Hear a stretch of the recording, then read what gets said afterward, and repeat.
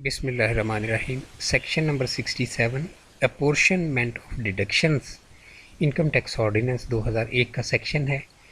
Sub section 1 इसका कहता है subject to this ordinance where an expenditure, bracket में लिखा हुआ है एक्सपेंडिचर्स, डिडक्शंस या इसके अलावा allowances and allowances relates to. ठीक है, तो इसमें तीन मुख्तलिफ जो हैं वो पॉसिबिलिटीज़ हैं, क्योंकि दरमियान में इनके और का वर्ड जो है वो इस्तेमाल हुआ है। ठीक है, तो आपके जो एक्सपेंडिचर्स हैं या डिडक्शंस हैं और अलाउंसेस हैं, ठीक है, ये तीनों भी हो सकते हैं, एक भी हो सकता है, दो भी हो सकते हैं। ये रिलेट कर रहे हैं। इसमें पहला सिनेरियो क्या है कि derivation of more than one head of income. तो इससे क्या मुराद है कि दो जो हेड्स ऑफ इनकम हैं उनके साथ या तीन हेड्स ऑफ इनकम के साथ कोई भी एक्सपेंडिचर, डिडक्शन या अलाउंसेस रिलेट कर रहे हैं, तो उनकी अपोर्शनमेंट जो है वो कानून बताएगा कि कैसे करनी है। ठीक है, दो हेड्स ऑफ इनकम क्या हो सकते हैं, मिसाल के तौर पे बिजनेस का हेड है और इनकम फ्रॉम प्रॉपर्टी है, दो हेड्स हो गए, और एक पर्टिकुलर डिडक्शन या एक्सपेंडिचर या अलाउंस या मल्टीपल इनमें से रिलेट कर रहे हैं दो हेड्स ऑफ इनकम के साथ। ये पहला सिनेरियो है। दूसरा सिनेरियो इसमें क्या है कि कोई भी एक्सपेंडिचर, डिडक्शन या अलाउंसेस सिंगल या मल्टीपल, ये सारे भी हो सकते हैं, एक भी हो सकता है, रिलेट कर रहे हैं किसके साथ, derivation of income comprising of taxable income. पहला है जी टैक्सेबल इनकम का एक हेड, और दूसरा है इसके अंदर and any class of income to which sub section 4 and 5 of section 4 apply. तो अब हमें सेक्शन 4 में जाना पड़ेगा, वहाँ से दूसरा हेड ऑफ इनकम देखने के लिए।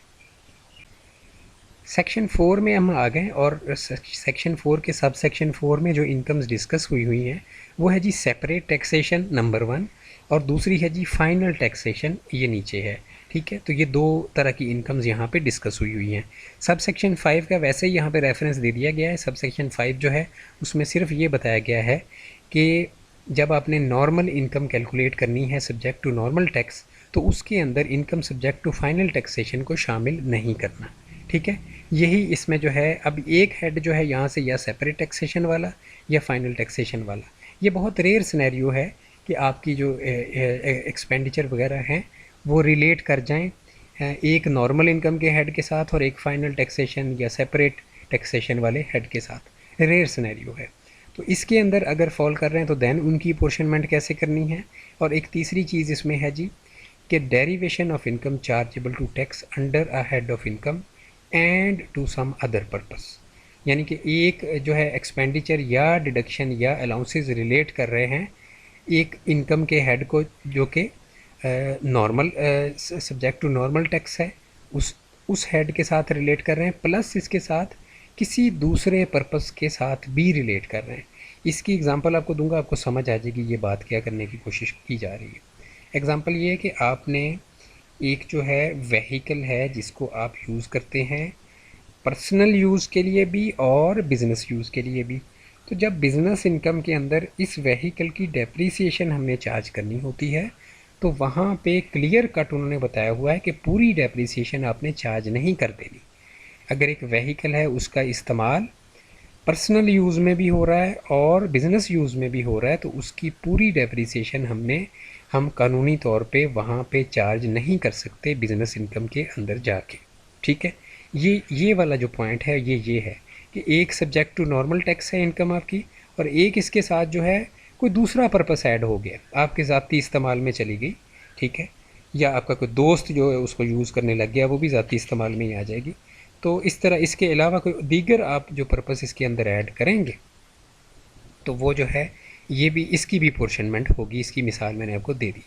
अब नीचे इन्होंने पोर्शनमेंट का तरीका बताया है। पोर्शनमेंट से क्या मुराद है कि उसको डिवाइड करना है मुख्तलिफ हेड्स के अंदर या मुख्तलिफ जो यहाँ पे ऑप्शंस हैं उनके अंदर कि कितना वहाँ पे चार्ज करना है, कितना वहाँ पे चार्ज करना है। तो expenditure, deductions and allowances shall be apportioned on any reasonable basis.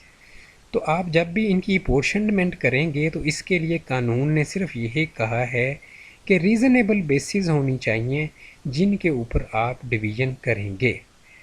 ठीक है, मिसाल के तौर पे मैं आपको मिसाल दोबारा दे देता हूँ कि गाड़ी है पर्सनल यूज़ में भी यूज़ हो रही है और बिज़नेस यूज़ में भी यानी बिज़नेस पर्पस में भी इस्तेमाल हो रही है, पर्सनल मकसद के लिए भी इस्तेमाल हो रही है। जब डेप्रिसिएशन चार्ज करेंगे इसकी बिज़नेस हेड के अंदर जाके, तो रीज़नेबल बेसिस ये हो सकती है कि हम जो है हम किलोमीटर्स जो हैं वो लिख दें कि जी इतने किलोमीटर्स हमने बिज़नेस के मकसद के लिए इस्तेमाल की है, इस वजह से इतने परसेंट जो है हम इसको डेप्रिसिएशन जो है बिज़नेस को चार्ज कर रहे हैं। बाकी जितने किलोमीटर हमने पर्सनल इस्तेमाल के लिए यूज़ की है उसकी हम डेप्रिसिएशन नहीं चार्ज कर रहे। ठीक है, ये तरीक़ाकार जो है बिज़नेस का जो हमारा हेड है उसके अंदर भी बताया गया है बिल्कुल इसी तरह से। ठीक है, तो ये होती हैं रीज़नेबल बेसिस। कोई भी रीज़नेबल बेसिस जो हैं जो लोग लॉ से रिलेटेड हैं वो ज़्यादा बेहतर समझते हैं कि रीज़नेबल बेस क्या होती है। ठीक है, कोई एम्बिगुअस या फेक इसमें आपने कंसिडरेशन नहीं डाल देनी। ठीक है, कोई रीज़नेबल चीज़ होनी चाहिए कि जो जिसको लॉ भी एक्सेप्ट करे, इनकम टैक्स जो है अथॉरिटीज़ वो भी एक्सेप्ट करें। Taking account of relative nature and size of activities to which the amount relates. तो nature and size of activities जो है इसको भी मद्देनज़र रखना है आपने जब ये अपोर्शनमेंट करनी है। ठीक है, यानी मिसाल आपको इसकी इस तरह से दे सकता हूँ कि नेचर ऑफ एक्टिविटीज़ से मुराद ये है कि अगर तो सेम नेचर है एक्टिविटीज़ की दोनों में, ठीक है, तो फिर तो ठीक है। बट अगर नेचर ऑफ एक्टिविटी चेंज हो जाती है, दोनों सिनेरियो जो ऊपर मल्टीपल हमने सिनेरियोज़ देखे हैं उनमें एक सिनेरियो और दूसरे सिनेरियो में नेचर ऑफ एक्टिविटी जो है उसमें फ़र्क आता है, तो उसको लाजमी तौर पे कंसीडर करना है। इसी तरह साइज़ ऑफ एक्टिविटीज़ जो ऑलरेडी मैंने आपको बताया कि जिस तरह हम किलोमीटर्स की बेसिस के ऊपर ये साइज़ ऑफ एक्टिविटीज़ है जो मेजरमेंट कर सकते हैं डेप्रिसिएशन की। ठीक है जी। अच्छा, इसके बाद जी बोर्ड में make rules under section 237 for the purpose of apportioning deductions expenditure allowances.